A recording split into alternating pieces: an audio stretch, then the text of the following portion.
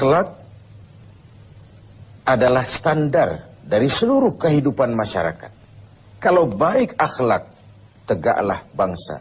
Kalau rusak akhlak, hancurlah bangsa.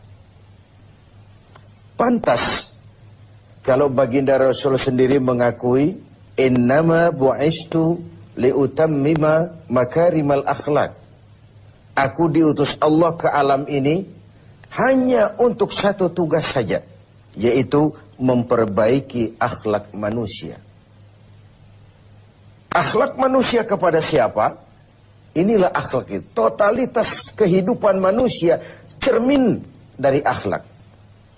Akhlak manusia kepada Allah, kepada Sang Pencipta. Manusia harus berakhlak kepada Tuhan.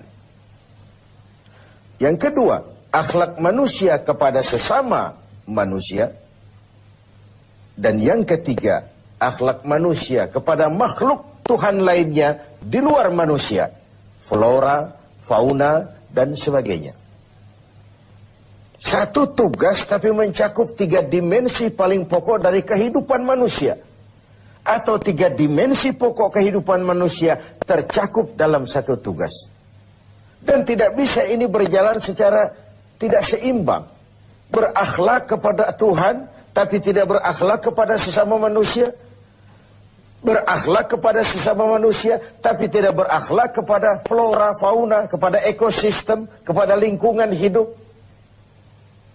Pengabaian terhadap sesuatu akan menimbulkan akibat bagi yang lain. Apa yang kita alami sekarang ini? Terjadi perubahan alam karena ulah manusia sendiri. Akibat kita tidak menjaga akhlak kepada lingkungan di mana kita hidup. Sebuah contoh sederhana, Rasul mengajarkan, man jama'a malan bighairi haqqin sallatahu Allahu bil ma'i wattin. Barang siapa yang mengumpulkan harta dengan cara yang tidak benar, Allah akan membalasnya dengan air dan tanah. Apa artinya ini? Banjir dan longsor. Akibat apa? Akibat ulah manusia. Zaharul fasadu fil barri wal bahri. Bertebaran kerusakan di darat dan di laut. Bima kasabat aydin nas. Akibat ulah. Akibat tingkah laku. Akibat perbuatan manusia itu sendiri. Pertama, kita harus berakhlak kepada Allah. Berakhlak kepada Allah caranya 2. Jangan menyekutukannya dengan sesuatu. Yang kedua, jangan menyembah kecuali hanya dan untuk Dia. Yang kedua, akhlak kepada sesama manusia. Bahkan baginda Rasul menjadikan akhlak ini sebagai kapital, sebagai modal utama dalam perjuangannya membangun masyarakat manusia, dalam perjuangannya melaksanakan tugas-tugas dakwah. Dengan akhlak, dengan pendekatan yang human interest, berdasarkan kepentingan kemanusiaan itu sendiri. Mau sukses di masyarakat, utamakan nilai-nilai akhlak. Lalu yang ketiga, akhlak kepada makhluk Allah lainnya di luar manusia.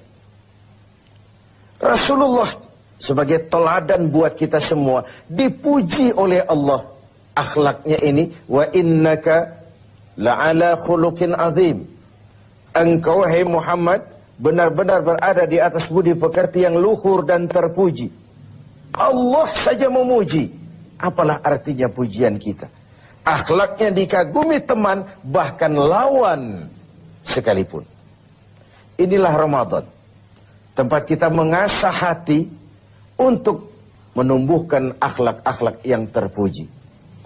Orang-orang sufi memberikan 3 sistem untuk pengembangan akhlak ini. Pertama yang mereka sebut sebagai takhalli.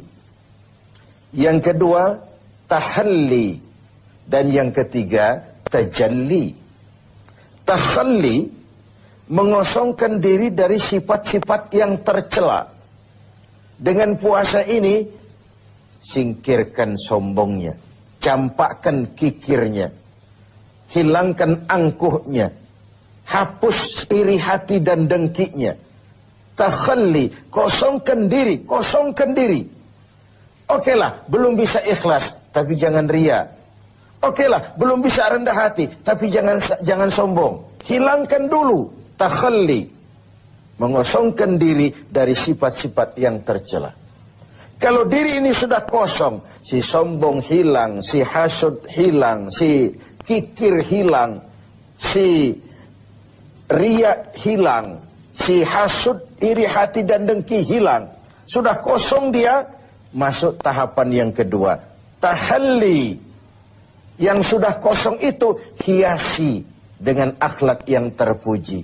Ketika sombongnya hilang, dicampakkan, masuklah si rendah hati, mengisi posisi si sombong. Ketika kikirnya dibuang, masuklah si pemurah, si dermawan, mengisi posisi si kikir itu tadi.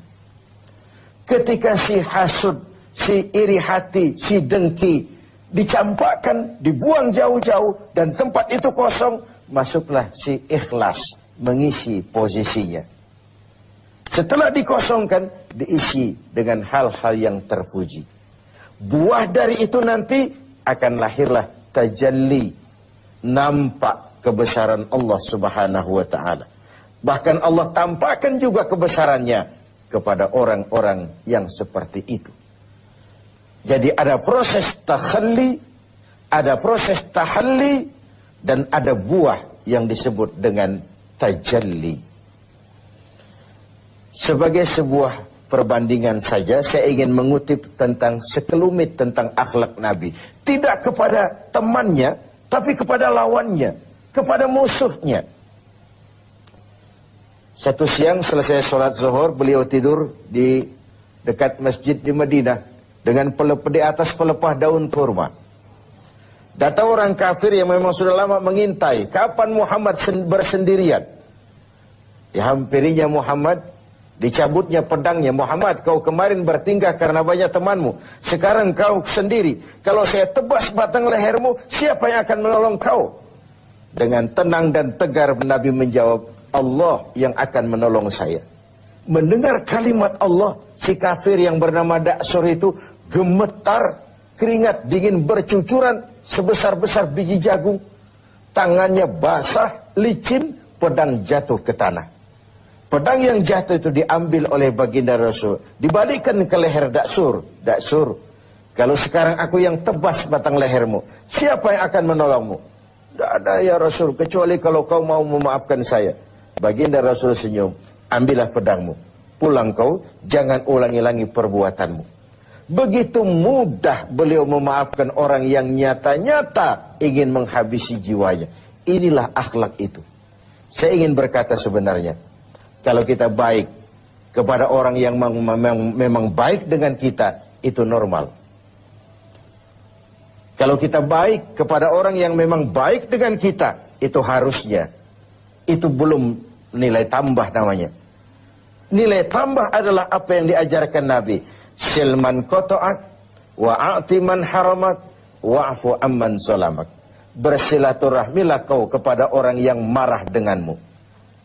Berikan orang yang pelit kepadamu, dan maafkan orang yang berlaku zalim terhadap dirimu. Memaafkan lebih berat daripada meminta maaf. Tapi memberi maaf lebih mulia daripada meminta maaf. Namun itu semua cerminan dari akhlak yang baik pada pribadi seseorang. Jadi dalam berakhlak pun kita berupaya mencari nilai tambahnya. Nilai tambah itu seperti contoh yang diajarkan Nabi. Orang marah, kita bersilaturahmi ke sana. Orang pelit, kita berlaku baik kepadanya. Orang zalimi kita maafkan. Itu nilai tambah, dan itulah akhlak itu. Hendaknya ibadah puasa kita menumbuhkan akhlak-akhlak yang terpuji dan mengikis semua akhlak-akhlak yang tercela. Sehingga dengan demikian kita akan mencapai tajalli, nampak kekuasaan Allah Subhanahu wa ta'ala di dalam kehidupan kita.